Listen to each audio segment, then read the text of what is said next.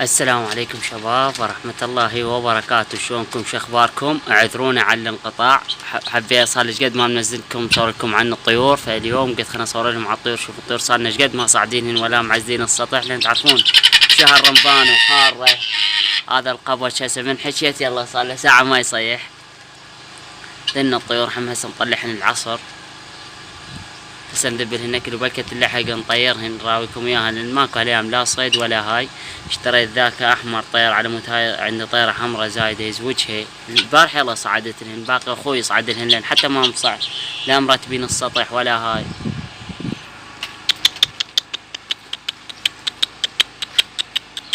هن مروحين من يمهن.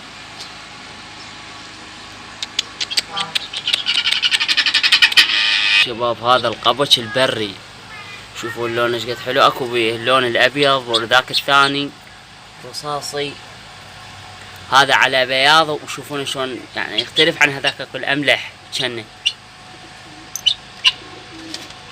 هذا القبش البري.